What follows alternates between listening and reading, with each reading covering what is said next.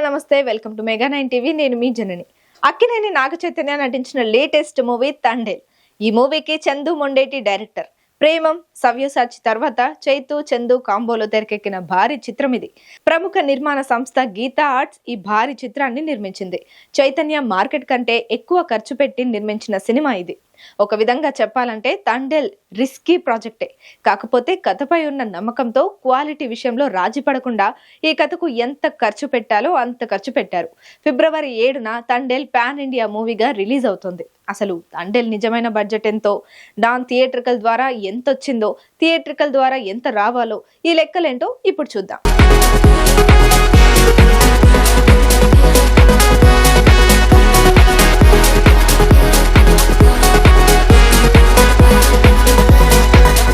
తండేల్ మూవీని నిర్మించడానికి 90 కోట్లు బడ్జెట్ అయిందట. అయితే ఓటీటీ హక్కులను నెట్ఫ్లిక్స్ 35 కోట్లకు కొనుగోలు చేసింది. శాటిలైట్ నుంచి 10 కోట్లు వచ్చాయి. ఆడియో రైట్స్ రూపంలో 7 కోట్లు వచ్చాయి. ఇక హిందీ డబ్బింగ్ రైట్స్ రూపంలో 8 కోట్లు వచ్చాయి. ఇలా మొత్తంగా 60 కోట్లు నాన్ థియేట్రికల్ రూపంలో రాబట్టుకుంది.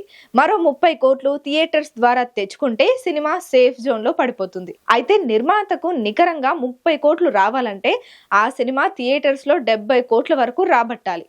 ఈ మూవీలో చైతు సాయి పల్లవి జంట నటించడం, రాక్ స్టార్ ఇచ్చిన సాంగ్స్ హిట్ అవ్వడంతో తండేల్ మూవీపై మంచి బజ్ క్రియేట్ అయింది.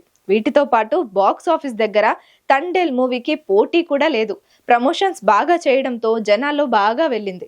దీనికి తోడు మంచి టాక్ వస్తే తప్పకుండా కాసుల వర్షం కురవడం ఖాయం. ఫిబ్రవరి 7న ఈ భారీ చిత్రాన్ని భారీ స్థాయిలో విడుదల చేస్తున్నారు. 6న ప్రీమియర్లు ఉంటాయని ప్రచారం జరిగింది, కానీ ప్రీమియర్లు లేవు. 2 తెలుగు రాష్ట్రాల్లోనూ 7నే విడుదల చేస్తున్నారు.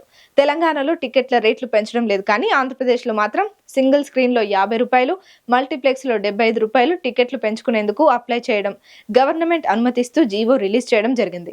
ఈ లెక్కన అక్కడ టికెట్ రేటు పెరగడం కలిసొచ్చే ఛాన్స్ ఉంది. మరి అక్కినేని అభిమానులు ఆశగా ఎదురు చూస్తున్న 100 కోట్ల క్లబ్ లో చైతు తండేల్ మూవీతో చేరుతాడో లేదో చూడాలి.